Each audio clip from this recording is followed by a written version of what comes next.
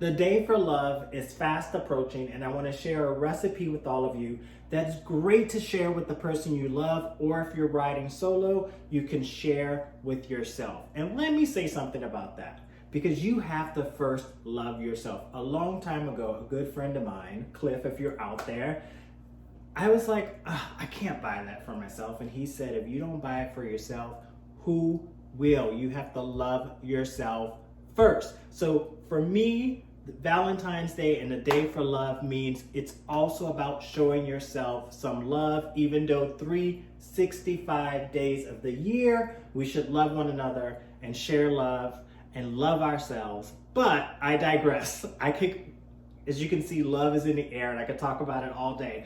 But I want to share this recipe with all of you, and you don't have to do it just one day a year. You can make this any time. But once again, it's that time of year where we do a little something special, or big something special for the ones we love, and I encourage you to do something for yourself. What we're gonna make today is Red Velvet Truffles. So it's combining two of my favorite things, red velvet cake and chocolate. You know I was gonna say chocolate. If you've been watching my videos, you already know it's all about chocolate.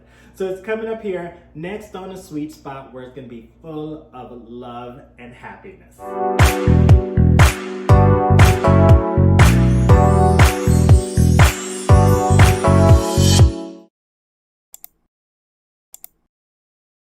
The first step to making our red velvet truffles is, of course, the red velvet cake. So what I did is I preset my oven to 350 degrees. I'm gonna start making my batter.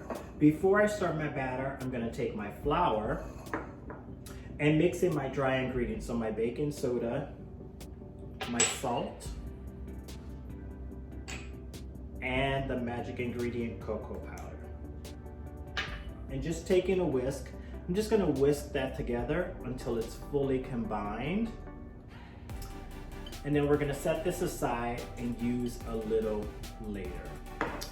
That's done. We're gonna put that over there. We're gonna grab our big mixing bowl and a hand mixer. You don't need a big stand, electric stand mixer for this. A hand mixer will mix it just fine because it's just a small batch of batter. So first we're gonna take our sugar, and we're gonna combine that with our eggs. This recipe doesn't have butter, so we're gonna combine the eggs and sugar to kind of create that base. So I'm just gonna use my hand mixer and mix this on medium. So my next two ingredients that I'm going to add is my oil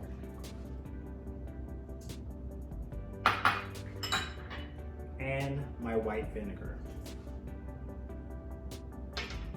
And I'm just gonna blend that together on medium. That's all mixed in, so we're gonna add our flour, rotating in buttermilk. And I'm gonna do about half of the flour. It's such a small batch, and so easy to make. You can like eyeball half of the flour. I'm gonna blend this on medium and then add in my buttermilk. My flour's combined, now half of that buttermilk, and then again on medium. The remainder of my flour mixture, medium again. Finally, the remainder of the buttermilk, and mix this on medium until it's fully combined. You may need to take your spatula and scrape down the bottom of the bowl because you want to make sure you get all of, if anything stuck to the bottom, you want to kind of whip that up so it gets blended in with the rest. Our final step is what makes red velvet. Red velvet is the red food coloring. So just put your desired amount so you get the right shade of red. You can see my New Orleans accent again. Red comes out. So I start on low because I don't want the food coloring to splash everywhere. And then I add until I get my desired color. The batter's done and at the desired shade of red that I would like, I'm going to bake this in a sheet pan. You can bake it in a regular cake pan if you like. I just find a sheet pan bakes faster. We're gonna crumble it up anyway, so it really doesn't matter what you bake it in. If you do a 9-inch round baking pan, if you do a sheet pan, however you want to bake it. I just find a sheet pan bakes the fastest, and I can get it crumbled and put into that truffle shape a lot faster. But I'm gonna pour this into this sheet pan. As you can see, I'm very happy doing this video because remember, love is in the air, right? So I'm just pouring all of that batter into that sheet pan. I did line mine with parchment paper. You could spray it or whatever. If it sticks a little, it doesn't matter because you're crumbling this up.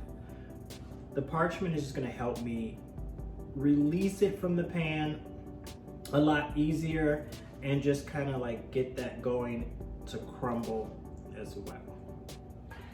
And now that that's evened out, we're about to put this in the oven. So 2 things. We're gonna bake it in a 350 degree oven. And we're gonna bake this one for 10 to 15 minutes. It may take 10 minutes because the difference is I've taken the batter and put it long way. So I have a thinner layer of cake inside, or batter inside of my pan. If I use the cake round, it could be 15 to 20 minutes because I'm gonna have a thicker layer of batter for the heat to go through, whereas the heat is gonna quickly bake this one because it's a thinner layer. So remember, if you're doing a sheet pan, you wanna set your timer for 10 minutes. If you're doing a cake round, you wanna set it for 15 and then check it and add on increments if it needs to bake a little longer.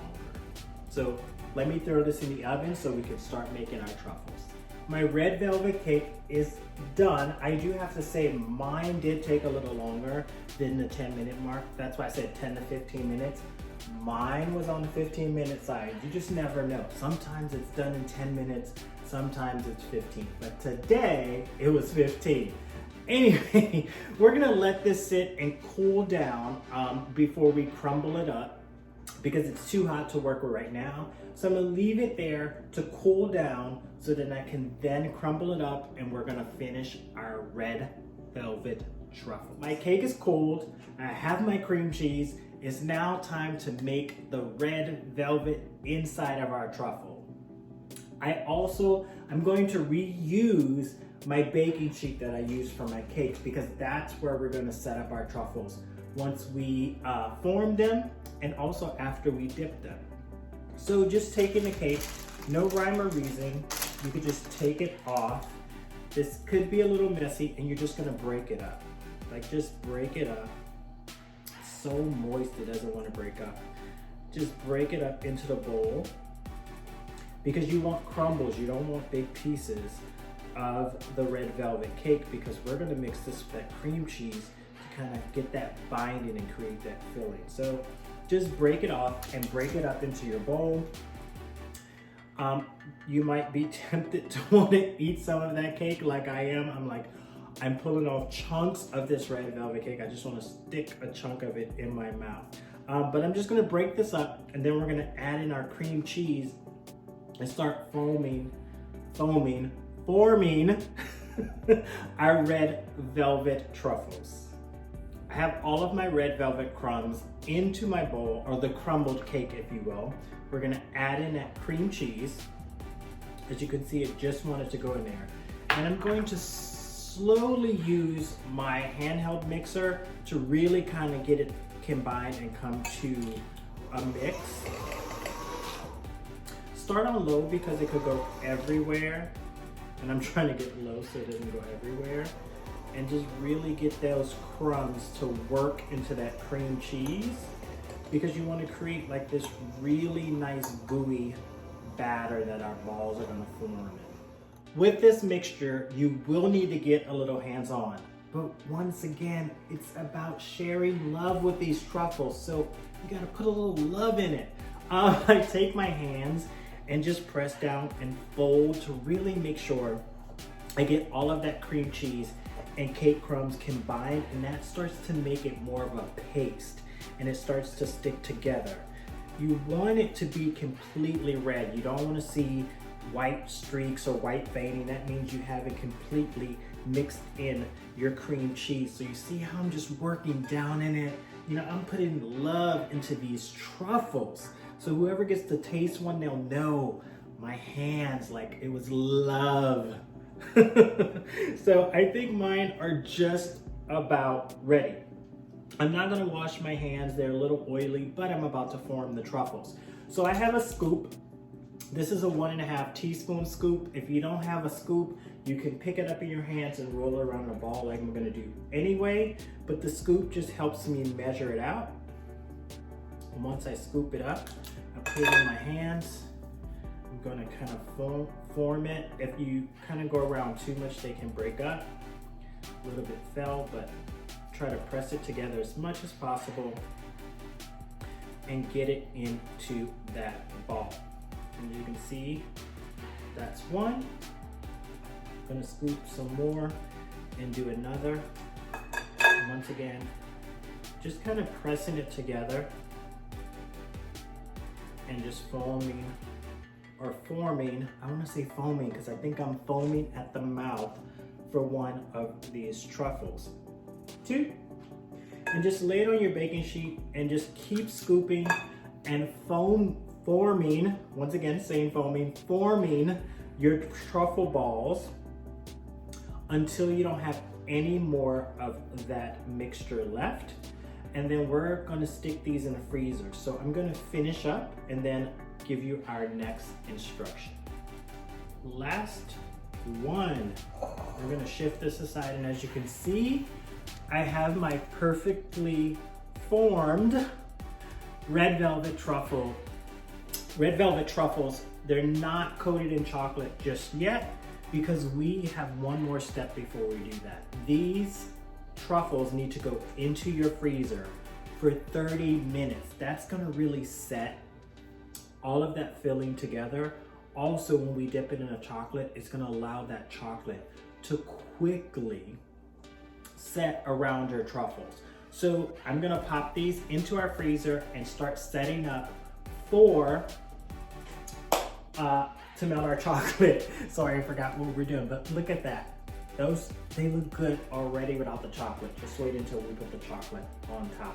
So let me pop these in a freezer, and then I'm gonna set up how we're gonna melt our chocolate and give you different options for that as well. I told you I would give you options for melting your chocolate. There's two ways you can do it.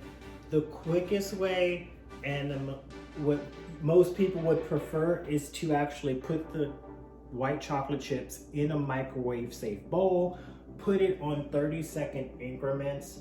In between each 30 seconds you mix, and as it melts, the only problem with that is sometimes you can scorch the chocolate or overheat it. You have to be careful that you're making sure you're giving it a nice whip to make sure it melts as much as possible in between each 30 seconds. What I like to do is a little bit more controlled for me. I put water into a saucepan. You don't want to touch the bottom of your bowl. Probably a few inches into a saucepan. I heat this and let it start to steam. Once it starts to steam, I remove it from the heat, simply put my bowl on top and whisk until my chocolate is melted. So I just removed my boiling water from the stove. You can see that steam coming up. We're just gonna place the bowl on top.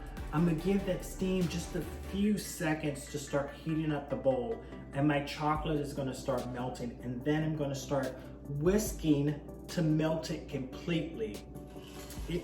It's already starting to melt, so just keep whisking until your chocolate is completely melted. Also, if you feel like the whisk is taking too long and you need to encourage it, just go to your spatula and just fold the chocolate upon itself.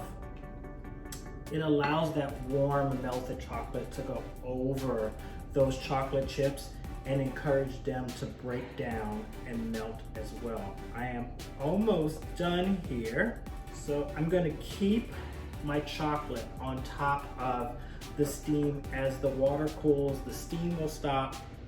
But what this will do is prevent the chocolate from hardening too fast. I have a dinner fork here. This is gonna be your best friend for this process. So I have my chocolate, I have my truffles out of the freezer on one side, I have my baking sheet with my parchment paper on the other, so that I could do it in a rhythm and I'm not going back and forth. So I'm just gonna take my truffle, I'm gonna dip it in my chocolate. Using my fork, just roll it around, and then take the fork and just let the extra chocolate kind of ooze off, and just lay my truffle onto my parchment. All right, and I'm trying to smooth it where my fork may have just moved the chocolate a little bit. Take my second one, drop it in, and I'm just smoothing the chocolate over top, kind of just dousing it. And then we're gonna pick it up. And as you can see, let the extra chocolate just roll off, and put that one onto my parchment. And you just complete this process until all of your truffles are done. And then we'll sprinkle a few with our little chocolate sprinkles. Let me show you that right now, because I like to do it before my chocolate is completely set. So let's just do another one. Drip it in my chocolate. I'm folding the chocolate over top of my truffle. And then I'm going to take my fork. Sometimes they get slippery. Pick it up and just let the extra chocolate roll off. Sit it on my parchment to set up. Then what I like to do, and I'm going to bring the truffles here, is I like to put a couple of chocolate sprinkles on top, so that as that chocolate sets, my decoration is on top of my truffles. All right, so I'm going to finish up with the rest of these truffles, and then we're going to let them set up and we're going to see what they taste like. Our truffles are done. Oh, they look amazing. I cut one in half so you could see that beautiful red velvet filling. What I did after I dipped them in the white chocolate and sprinkled with my chocolate sprinkles, I put it in the freezer for about 10 to 15 minutes. You can let them naturally set up. I like to give them a little nudge in the freezer, but you can see they turned out beautifully. I also mentioned they're great to share with someone you love or share with yourself. So I just put them in a little box. They make the perfect gift. Look, that looks like a beautiful little treat for someone.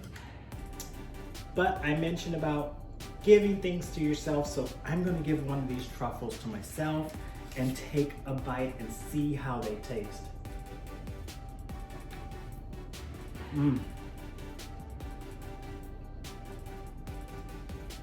That is amazing. So good. The white chocolate balances perfectly with the red velvet filling. I can't wait to dig into more of these. Once again, thank you for letting me share a little bit of love, a little bit of my red velvet truffles, a little recipe with all of you. Come back and see me. Hit like, subscribe right here on The Sweet Spot.